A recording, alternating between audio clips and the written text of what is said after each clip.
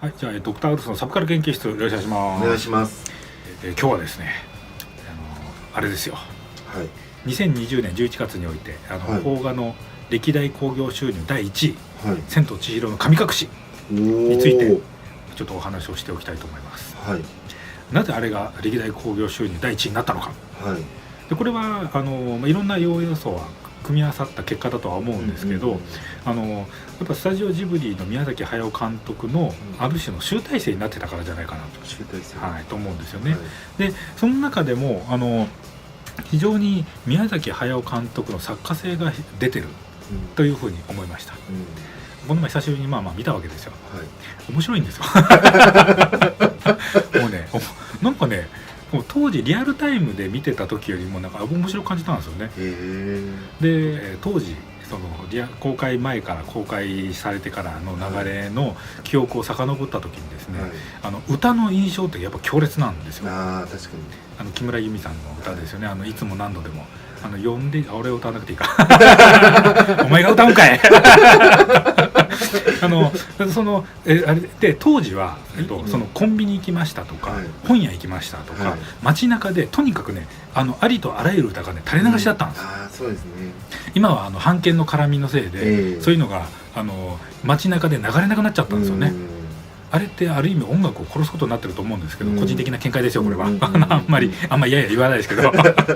いずれにしても当時っていうのはその天と地の神隠しとかはもうとにかく街中に曲がずっと流れてたんですよ。もののけ姫の時からそうですね。はい、で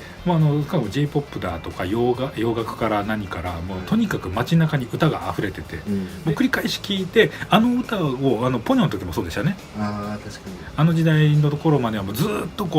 曲が公開前からで公開中から、ずっとその時のジブリの映画の曲を聴き続けるっていう環境にあったんですよ、日本全国が。っ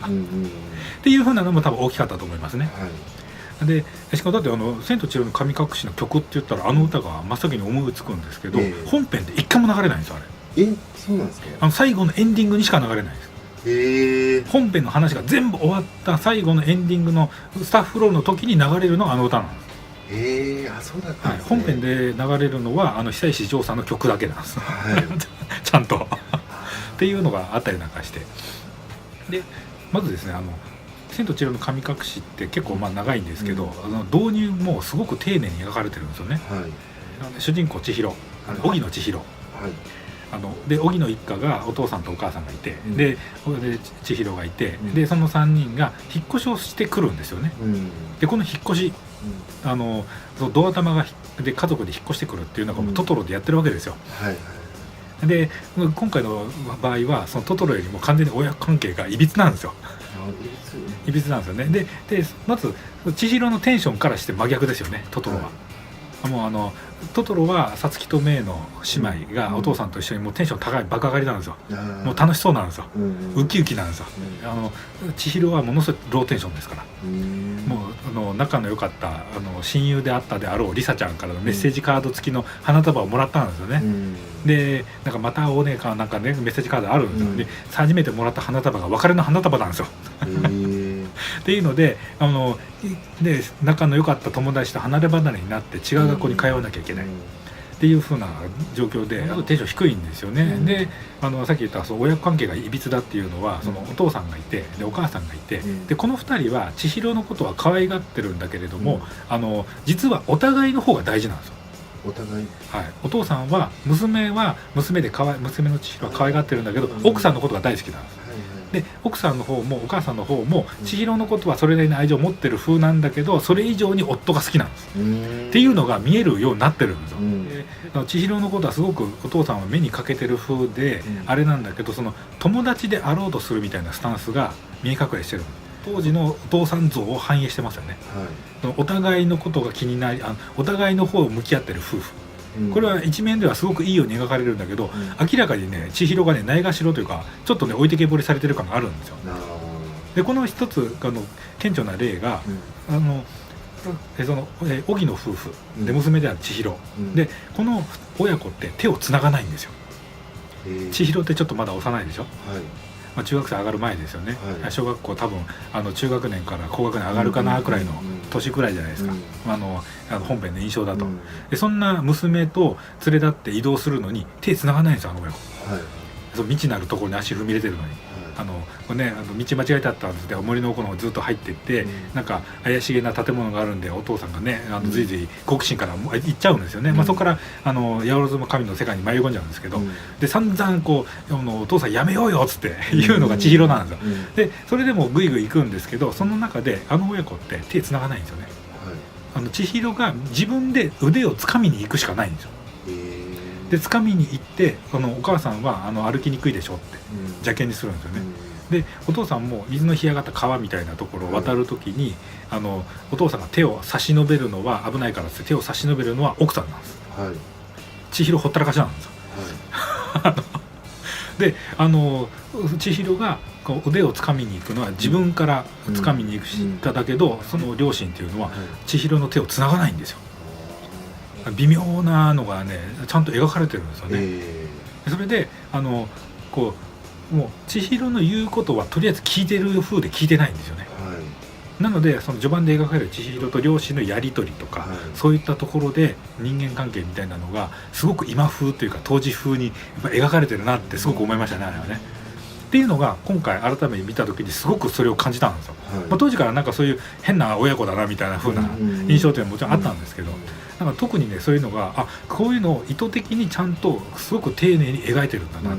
でこういう親子なんだっていうのをやって、そこにいかにして迷い込むかみたいな、で親子の人間関係のすごく顕著な面白いところが、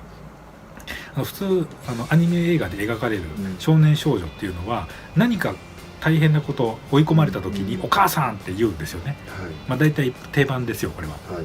でどんな漫画であれアニメであれなんかそんなような印象なんですよ。なんかあったらこう追い込まれたらお母ちゃんみたいなようなね、こう北斗の拳で描かれるようなムキムキのね太刀の回り悪党でも追い込まれたらお母ちゃんって言ったりとかするわけですよ。っていうような感じでなんか追い込まれたら母を求めるみたいな、そういうのっていうのが定番のはずなのに、千と千尋の神隠しで千尋が最初に言うのはお父さんなんですよ。まず真っ先に言うのはお父さんなんです。でこれ良くも悪くもお父さんが一家の長なんですよね。だから母親も千尋のことよりも夫の言うことを聞くっていう風なのがこうよく悪い意味でやっぱりしかもねこれはね一家の長にこうついていく妻ではなくて、父親についていく母親ではなくて、夫についていく妻なんですよ。ある意味女としての立場っていうのを一番重要視してるんですよね、千尋のお母さんっていうのは。なので何かあった時に真っ先にその千尋が頼りにするのはお母さんじゃなくてお父さんなんですよね。それでお母さんのこともね並行してちゃんと言うんですけど、やっぱ第一声はやっぱお父さんってあえて言ってくるっていう風な、そういったもう序盤の話だけでこんな語ってしまいましたけど導入の部分でこんなもっと本編の話しろみたいな話があって、それだけね丁寧に描かれるっていうのがあって、でその中で千尋が湯屋と呼ばれる神々の八百万の神が入りに来るお風呂で奮闘していくっていうような物語が描かれるわけですけど、でこの中で宮崎監督が公開前のインタビューだったかななんかで言ってたので、ちょっと印象に残ってたのが、あそこで描かれてるその千尋っていうのは、アニメ映画なのでアクションっぽいというか派手な動きがあるんだけれども、その千尋に対してかつての宮崎アニメで描かれたような超人的な動きはさせてないっていうんですよ。超人的に、ルパンだったらこう屋根からダダダダって駆け下りて飛んで渡っていくと物理的にもありえないじゃないですか。でナウシカね姫姉様であるナウシカも超人的な体術持ってるんですよ。でラピュタのパズーもあれも超人ですよあんな動き人間できねえよみたいな。でもさらに遡れば未来少年コナン、何十メートルかなんか飛び降りても平気なんですよビリビリビリって足しびれるぐらいで済むんですよ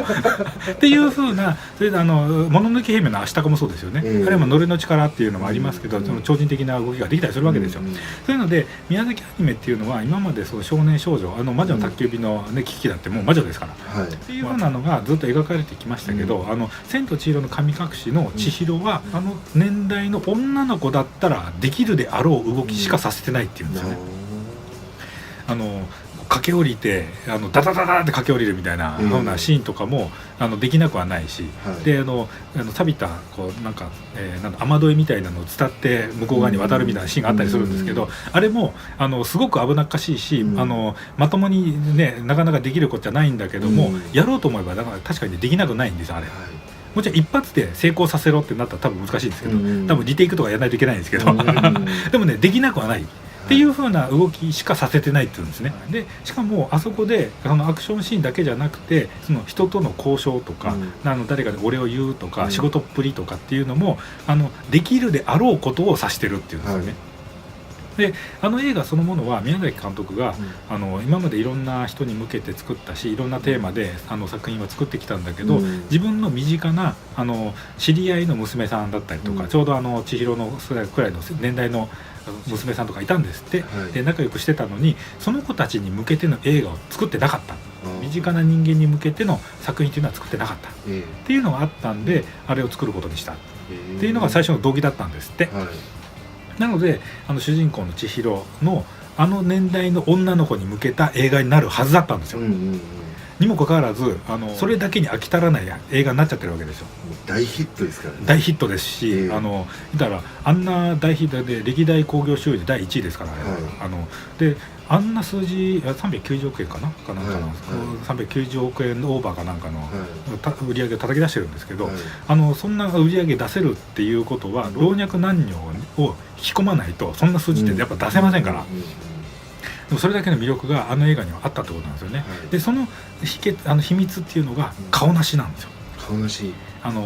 んか仮面かぶってる風で黒くてぬぼーっとして、あとかって千尋に寄ってくる、あれですよね、代表キャラクターですよね。なんかイメージキャラクターみたいになってくる、なんだっけな、千と千尋の神隠しスチールかなんかも千尋と顔なしが電車みたいなのに並んで座ってるみたいなシーンがね抽出されたりとかよくしましたけど、あれが一つ大きな要因だろうと思うんですよね。で実は千と千尋の神隠しっていう映画は、これスタッフの方の言葉を借りると、実は物語として破綻しているって言うんですね。普通は起承転結なんですよ、物語始まりがあってそれが展開されて、でそれがどんでん返しがあって、決着をついていくっていうのが物語の基本構造としてよく言われますけど、で別にこの通りでなきゃいけないみたいな話じゃないんですけど、千と千尋の神隠しは起承転結をやろうとしてるはずなのに、起承章転結になってるって言うんですね。起承章話の広がる部分っていうのが2個あるって言うんです。1つが鎖紙なんです。でこれは湯屋で働くことになった千尋が線になって、で凛と一緒にね働くことになった時に、ヘドロの塊みたいな鎖紙が来て、でその鎖紙をきれいにするっていうのが、千尋の大きな仕事になるんですよね。でその鎖紙が実は鎖紙じゃなくて名のある川の神様だったっていうのが分かって、竜の姿になって去っていく、これは白の正体に通じる前振りなんですよねこれね。でそういう風なエピソードがあって、で白の話があって終わってもいいんですよ映画実は。でもそこで千尋に顔なしっていうのはね一言で言ってしまえばストーカーなんですよあれ千尋のストーカーなんですよねあれねストーカーですか。もう何かとあったら千尋の気を引こうとするし、で最初橋で湯屋に渡る橋のところで、千尋が最初顔なしの存在に気がつくんですよね、で気がつかれたんで、この子俺に気があるって多分思ったんですあいつね、もうなんか似たような思考の人ね世の中いたりしますけどでそれでこう働いてる千尋のもとに雨降ってる庭のところに佇んでる顔なしがいて、でねお客さんだと思ってますから千尋はここ開けときますんでって気使うんですよね、もうそれが気に入っちゃうんですよね。で湯屋に入り込んで、これは湯婆婆があらかじめ察知するんですけど、で実は鎖紙のてんやわんやに巻き込まれて顔なしのことを見落とすんですよ、湯婆婆が。でそのことによって後にそのドタバタにつながっていくんですけど、でこの顔なしはカエル食っちゃったりとか、湯屋の従業員食っちゃったり飲み込んじゃったりとかっていうか、そういう風な形でしかも金塊を出せるっていう特殊能力、これ実は土くれなんですけど、昔話でよく言うタヌキの葉っぱですよ。はい、小判になるんだけど数珠が解けたら葉っぱになるみたいな、あれと同じで、金塊になるんだけど、数珠が解けると土くれ泥になっちゃうんですよね、はい、っていうふうなまやかしでその人の気を引くっていう能力を持ってるんですよ、顔なしっていうのは。でそれで千尋が鎖紙で奮闘する時に、その薬湯っていうのを使って、洗い流さないといけないんだけど、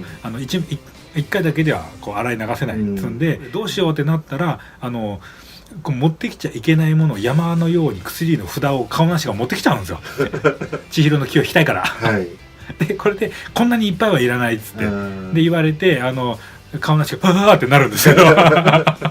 でそのまま持ってきてくれた札で、薬を使ってその鎖紙を洗い流して、で名のある川の神様に戻してあげるっていう、そういうところで千尋の活躍の場面が、描かれるわけですよ、はい、で札で千尋の気を引きたかった顔なしは札ではダメだと、じゃあ先ならいけるのかで他の従業員を使って実験すると、ものすごい食いついてくるんですよね。でやっぱ砂金は千尋の気を引けるというのでこう周りのみんなに先をばらまきながらもう豪華なご馳走を平らげて、で千尋見つけて千尋が喜んでくれるだろう酒を出したらこんなのいらないって言われて、うわーってやっぱなるんですよそんなような感じで顔なしのドタバタみたいなで、これも鎖紙やってで顔なしのドタバタがあって岩場も登場して天末型をつけるんですけど、で型つけて話終わってもいいんですよ映画としては、実はまとまるんですよね。でもにもかかわらずその後に千尋が顔なしを連れて湯婆婆の双子の姉である魔女の銭場のところに連れてって、っていう風な感じでそれで顔なしも片付くんですよね綺麗にね、っていう風なのがちゃんとわざわざ描かれるんですよ。でこのことによって映画の尺そのまま長くなってるんですけど、実は「千と千尋の神隠し」が世代を絞ったであろう「千と千尋の神隠し」が万人受けしたのは顔なしの癒しがあったからなんですと思うんですよね。であれ実際顔なしっていうのは映画公開後も繰り返し宮崎監督も鈴木敏夫プロデューサーも言ってましたけど、顔なしっていうのはみんなの心にあると、顔なしってのはみんなの心にいるもんだと、あれはこう一言で言ってしまえば自分を見てほしい、構ってほしい、気づいてほしい、ある種の承認欲求のもう象徴ですよね顔なしは。だからみんな大なり小なりああいう風な要素ってやっぱ持ってるんですよ。で自分でそういったのが表にあんまり出てこない人でも、そういった構ってっていう風なのは目の当たりにしたりとか実際に触れたりとか、接したりとかっていうことがあるはずなんですよ。だから何かしらの形で良きにつけ悪しきにつけ共感できるキャラクターなんですよね。共感っていうかなんかいるこんな人みたいな、あるこういうことみたいなの象徴になってるんですよ。でそれが千尋というキャラクターを通じて癒されるっていう物語になってるんですよね。でこれは宮崎監督が「もののけ姫」でしたかねのメイキングビデオかなんかで、映画っていうのは自分で作っていく自分でこう作っていく映画っていうのは自分がこう考えたりとか資料を集めたりとか、でスタッフがいろいろ積み上げてくれたりとか、っていうふうに形にしようとしていく中ででその途中で自分でこうしてこういうふうにまとめようって考えてた形に絶対にならないっていうんですね。で自分が作ろうとしてたものっていうのは必ず自分の手を離れてその映画になろうとするっていう表現を使ってるんですよ。自分が作っていく中でキャラクターを考えたりとか資料を集めたりとかつっていろいろ積み上げていく、でこういった形にしていこうっていうふうなことをやっていくうちに、その映画が持っていたもの、自分が監督が描こうとしていた、で自分で自覚してなかった多分テーマみたいなのが多分にじみ出てくるんですよね、おそらくね。いろいろ積み上げていく中で、こういうエピソードを流れを作ろうとしたんだけど、もうこういうキャラクターでこういうエピソードでこういった時代舞台設定でとかなったら、こういう流れにしないと違和感があるみたいな、多分おそらく感覚者の話だと思うんですけど、そういった至るべき決着点みたいなものが作っていくうちにようやく見えてくるっていうことらしいんですよね。でおそらく「千と千尋の神隠し」も最初はその特定の世代の女の子たちに向けて作ろうと思ってたのが、その顔なしその千尋を描こうとしていく中で、その湯婆婆だとか顔なしだとか白とかいろんなキャラクターをこう積み上げていく中で、それだけで終わらなくなっちゃって、で顔なしっていうキャラクターそのものの癒しそのものを癒しを描かないとまとまらなくなっちゃったっていうことなんだと思うんですよね、おそらくね。だからもしかしたらそのエピソードそのものの順番とかそういった割り振りみたいなのはどこまで最初の想定だったか分かんないですけど、おそらくその顔なしおそらく万人に共通して感じられるであろう、共感できるであろう部分っていうのがその顔なしで、その顔なしの癒しが描かれることによって万人向けの映画に昇華されたっていうことなんじゃないかなって思うんですよね。もともとテーマでいけばその思春期に入りかけの女の子の頑張る映画っていう風な側面だったのが、老若男女を巻き込めるくらい、癒しを感じられる映画になったってことですよね。これがあったがゆえに強烈な歌の印象ともともとずっと積み上げてきたスタジオジブリっていうものがもののけ姫で一回爆発して、でそこから宮崎駿監督作品っていうのは出てなくて、そこで新作登場って大々的になって、みんなでもうスタジオジブリのアニメっていうのはみんなで見るものになってた時代ですから、そこで最新作ドーンってきたところでおそらく爆発したんじゃないかな。でそういろんな要因が多分ね噛み合った結果なんじゃないかなってやっぱ思いますね、あれはね。なのでその「千と千尋の神隠し」っていうのは顔なしっていうキャラクターがストーリーをある意味破綻させて、でその結果として万人に通ずる癒しが描かれた、よって売れたっていうことなんじゃないかなというふうに思いますね。ということで意外とちゃんと真面目に語ってしまいました。ありがとうございましたということです。以上です。ありがとうございました。